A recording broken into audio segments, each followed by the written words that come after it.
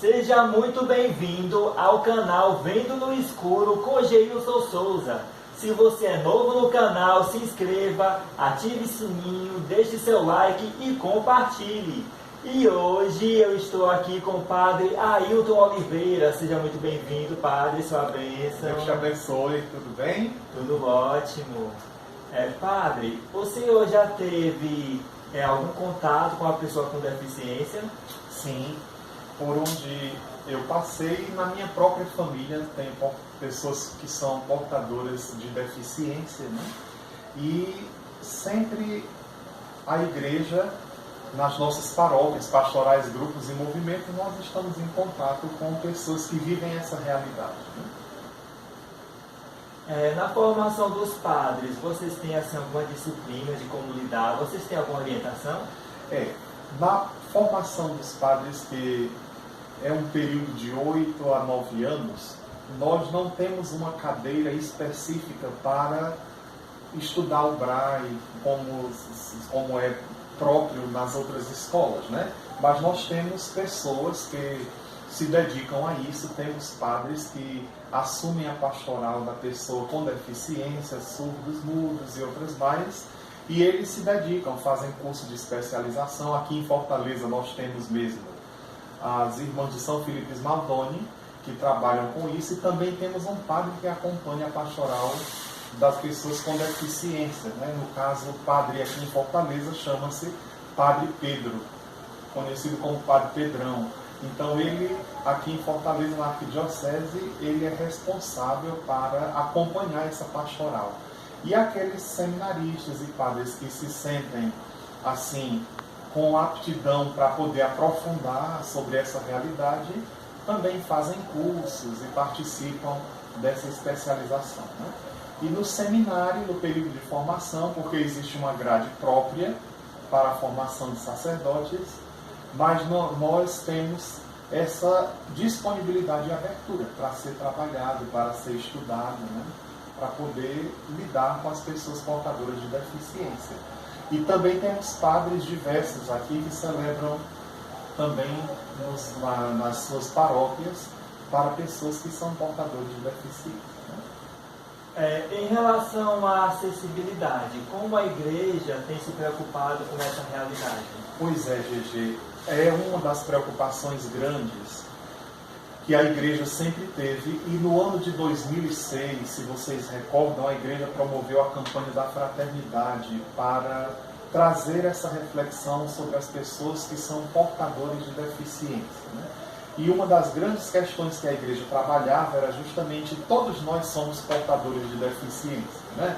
Nós não podemos dizer de forma pejorativa e até discriminatória e maliciosa o portador de deficiência, o que é ceguinho, o que é surdo, não. Então a igreja, nessa sua preocupação, em 2006 promoveu a campanha da fraternidade, e o tema da campanha da fraternidade era justamente esse: fraternidade e pessoas com deficiência. Porque a igreja compreende na sua reflexão que todos nós portamos alguma deficiência, não é verdade? Se a gente olha para a nossa própria mão, a gente vai ver que os nossos dedos não são todos iguais, né? Certamente. Então todos nós temos uma fragilidade. E a igreja, nessa preocupação, trouxe essa temática para ser refletida e apoiou a sua reflexão na passagem de Marcos, capítulo 3, versículo 3. Levanta-te e vem para o meio. Justamente para trabalhar e promover essa atitude de fraternidade para com as pessoas portadoras de deficiência, que são vistas em 3 níveis: as deficiências físicas, sensoriais e cerebrais. Então, nessa reflexão, a igreja apoiou-se sobre 3 realidades: o ver, que era justamente fazer um levantamento de toda a situação de portadores de deficiência, o julgar a partir da palavra de Deus, e o agir. E no agir, um dos pontos muito debatidos foi a acessibilidade, sobretudo nas nossas igrejas. Então, a construção de rampas, de pessoas que pudessem articular melhor a pastoral dos surdos e mudos, o acolhimento e a própria estrutura das igrejas para acolher os portadores de deficiência, para melhorar a acessibilidade, né? A questão discriminatória do preconceito, a promoção de pessoas com deficiências nas diversas pastorais e grupos, né? A denúncia de situações discriminatórias, que infelizmente ainda hoje nós temos muito em todos os segmentos, né? A própria acessibilidade. E uma outra das questões muito defendidas pela igreja foram as políticas públicas, né? Mas, como nós sabemos, ainda existe muita coisa a ser conquistada, né? Até mesmo dentro da própria realidade eclesial. Porém, a igreja não parou na campanha da fraternidade somente com isso. Existe um fundo de solidariedade, que é uma coleta feita na campanha da fraternidade entre todas as paróquias, e esse fundo de solidariedade de 2006, foi destinado para muitas entidades que trabalham com pessoas portadoras de deficiência, né? É um envelope que é distribuído no período da campanha da fraternidade, e essa coleta é recolhida de todas as paróquias no Brasil e enviadas para a CNBB, e a CNBB vai distribuindo para cada diocese, e cada diocese aplica dentro daquela realidade com o tema desenvolvido. E nesse ano de 2006, eu me lembro que a igreja fez essa coleta especial e destinou para muitas entidades que trabalham com portadores de deficiência, para muitos cursos, aprimoramento, formação, investir nessa realidade, né? Porém, foi algo que não ficou esquecido aí. A campanha da fraternidade, ela não é uma campanha por etapas, por assim dizer. Ela tem um período forte que depois vai se desenvolvendo dentro da vida da igreja. Mas nós sabemos que é uma realidade que precisa ainda ser trabalhada, né? Ser acolhida por todos, né? E ainda o preconceito precisa ser vencido muito, em todos os sentidos, né? Eu aproveito até para abrir um parêntese. Em 2015, a gente teve a LBI, que foi a Lei Brasileira de Inclusão, que foi, assim, um grande avanço, e aconteceram muitas mudanças. E uma das mudanças que aconteceram foi justamente também o nome das nomenclaturas. Por exemplo, o termo portador de deficiência, ele não é mais utilizado. Por quê? Porque portador, eu porto uma caneta, certo? Ou então eu porto essa bengala, mas eu posso sair e deixar essa bengala aqui. Já a deficiência, não, é algo permanente. Por isso que a partir de 2015, ou de 2006, se não me engano, não me recordo muito bem, a terminologia agora é pessoa com deficiência. Outra coisa também que eu queria assim ressaltar, que também outra mudança que aconteceu, é que, por exemplo, não é mais chamado surdo-mudo. Por quê? Porque o surdo, ele não fala, não porque ele tem algum problema na fala, mas ele não fala porque ele não escuta, mas ele tem a língua própria dele, que é a Libras. Então a Libras, ela é considerada uma língua, assim como o inglês, o espanhol, o francês. Então os surdos, ele tem o idioma dele. Então o surdo que é oralizado, que fala português, que sabe Libras, ele é considerado bilíngue, porque a primeira língua dele é a Libras e a segunda é o português nosso. E padre, existe algum registro sobre padres, freiras, santos, líderes religiosos, católicos, que têm algum tipo de deficiência? Sim, existe sim, inclusive de congregações que a igreja, como pioneira, né, nesse sentido, acolhe pessoas com deficiência. Por exemplo, aqui no Brasil, nós temos as Irmãs Sacramentinas de Dom Orione.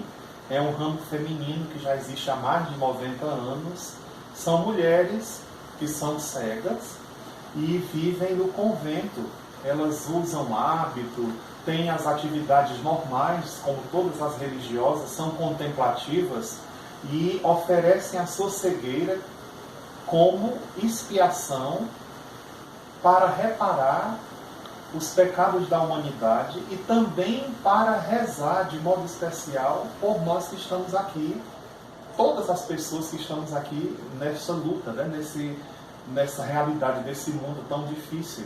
Então essas irmãs, como elas mesmas dizem, elas oferecem a sua cegueira para a salvação da humanidade. Né? Por exemplo, elas estão presentes em alguns países, na Itália, em Filipinas, no Brasil, mais na região do sul e sudeste, no Chile, na Espanha, no Quênia e na Argentina. Temos também uma outra congregação chamada Filhas de Jesus Rei, que nasceu em Turim. Ela já tem 135 anos, se eu não me engano, e foi fundada por um beato Giovanni Maria, e elas também são contemplativas, né? Elas nasceram no ano de 1932, se eu não me engano, né? Temos também as Irmãzinhas Discípulas do Cordeiro, que é uma congregação que está situada de modo especial em Le Blanc, na França. Essas irmãs são portadoras de síndrome de Down. E elas têm uma vida comum, como todas as outras religiosas, né? E então, essas são algumas das tantas congregações e institutos que acolhem, né? Temos padres cadeirantes que se dedicam à escuta das confissões e aos sacramentos, e outros mais nas congregações que são diversas, que são portadores de deficiência, né? Perdão, que são deficientes. Pessoas, né? com deficiência. Pessoas com deficiência, porque esse tema também dos portadores com deficiência, me refiro assim, por conta que foi uma própria reflexão provocada pela campanha da fraternidade, que era então o tema que era utilizado. Depois que veio essa temática toda e que a instituição veio em 2016, não foi isso? A LBI. Ele veio em 2015, veio para modificar essa nomenclatura, né? Mas essa reflexão, ela nasce também a partir da campanha da fraternidade, né? A campanha da fraternidade provoca também essa reflexão. Tá? Por isso que foi uma campanha muito, e continua sendo uma campanha muito importante, né? Que nós não podemos perder o foco. Então, no caso, assim, quando termina a campanha da fraternidade na Quaresma, aquela temática, a igreja continua trabalhando de lado. Isso mesmo, Gigi. Continua nos seus grupos de reflexão, de estudo bíblico, em assembleias, reuniões, né? Interessante que nós temos até uma carta do Papa. O Papa Francisco promoveu um grande encontro com 450 participantes, que foi promovido pelo o Pontifício Conselho para a Promoção da Evangelização em 21 de outubro de 2017. E nesse encontro se tratou justamente sobre essa temática. E o Papa, em uma das suas frases, eu vou ler aqui na íntegra, o Papa Francisco dizia, em seu discurso, o Papa Francisco precisamente parte do tema catequese e pessoas portadoras de deficiência. Mais uma vez volta o tema portadores de deficiência, porque era a nomenclatura usada até então, nesse período, que estava se discutindo, né? Antes de ser sancionado a LBI. Então, trata-se, disse o Papa Francisco, de um tema de grande importância para a vida eclesial, na sua obra de evangelização e de formação cristã, sobre a qual ele mesmo comenta com suas palavras. É ainda muito forte na mentalidade comum certa atitude de rejeição da pessoa humana com essas condições. E então, nós devemos compreender que prova disso é que elas são amadas por Deus. Porém, ninguém é invulnerável, frisou o Papa, pois a vulnerabilidade faz parte da essência do homem. E aqui perguntaram ao Papa, qual a resposta a ser dada a essa situação? E o Papa responde, a resposta a ser dada a essa situação é o amor. Não aquele falso bajulador e piedoso, mas aquele amor verdadeiro, concreto e respeitoso, na medida em que se é acolhido e se é amado. se desenvolve um percurso real da vida e uma felicidade duradoura. Isso vale para todos, sobretudo para as pessoas mais frágeis. Nesse sentido, recordou o Santo Padre, uma fé grande e componente da vida, enquanto permite tocar com a mão a presença do Pai, que nunca deixa suas criaturas sozinhas, em nenhuma condição. E acrescenta, a Igreja não pode se desligar da defesa da promoção das pessoas que portam deficiência. A sua proximidade às famílias ajuda a superar a solidão, em que quase se encontram por falta de atenção e de apoio. Isso vale ainda mais pela responsabilidade que tem ao gerar a vida cristã. Enfim, o Papa chamou a atenção especialmente dos ministros de Cristo para que não caiam no erro do neopelagianismo, de não reconhecer a existência da força e da graça que brotam dos sacramentos na iniciação cristã. E o Papa conclui dizendo: procuremos buscar e até inventar com inteligência instrumentos adequados para que ninguém se sinta sem apoio e sem a graça. Formemos como exemplos pessoas capazes para que acompanhem as pessoas com deficiência, a fim de que possam crescer na fé e na vida da Igreja. Ou melhor, que tais pessoas possam também ser envolvidas no trabalho pastoral da Igreja, mediante seu testemunho. Que maravilha. E o que as pessoas com deficiência podem esperar da Igreja? Meu querido, como nós estávamos conversando, aquele trecho que o Papa fala, né? A resposta é o amor. Acredito que as pessoas que são deficientes, elas podem esperar da Igreja e devem esperar essa atitude de amor, como o Papa dizia muito forte, um amor que promove, né? Um amor concreto e respeitoso, um amor que edifica, que constrói, né? É bem verdade que ainda é muito forte a questão da discriminação e do preconceito, que acredito que seja o maior causador da deficiência, né?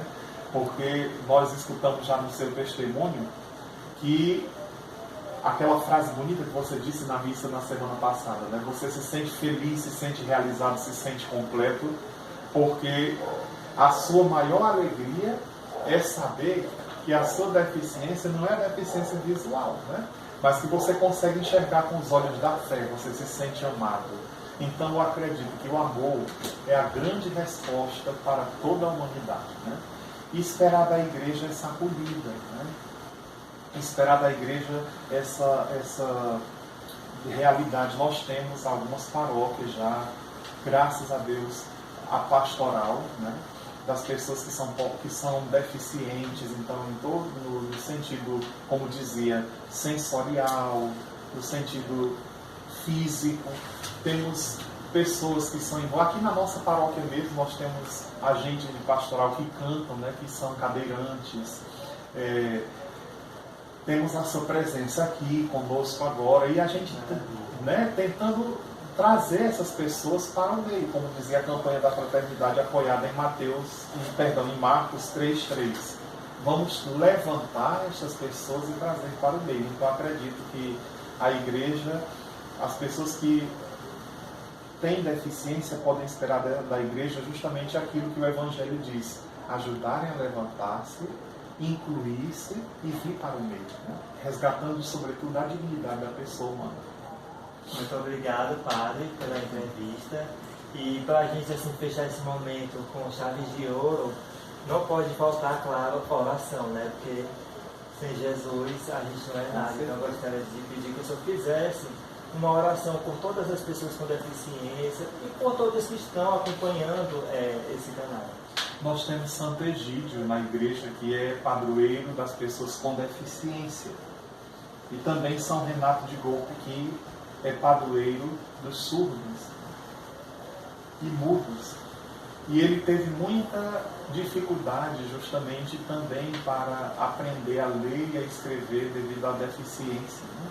Então nós vamos pedir a esses dois santos, de modo especial, entre tantos outros, que eles possam nos ajudar, né? Ajudar todas as pessoas que são deficientes, para que se sintam amadas, se sintam valorizadas, e dizer para vocês que a igreja tem um carinho muito especial, mesmo ainda com suas realidades que ainda não são tão acessíveis, né?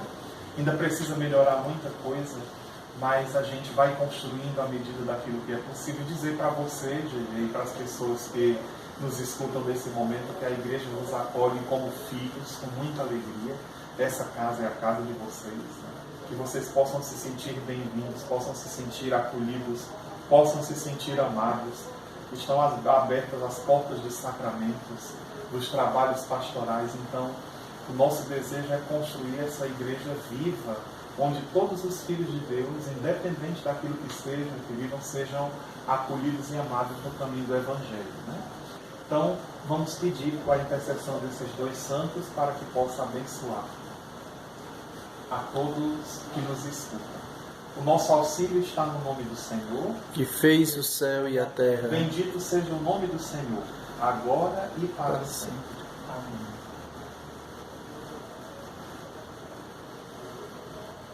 Deus Pai de infinita misericórdia, nós lhes suplicamos por todos os vossos filhos e filhas e te pedimos que seja retirada do nosso meio esta mentalidade comum e tão forte de rejeição à condição da pessoa humana.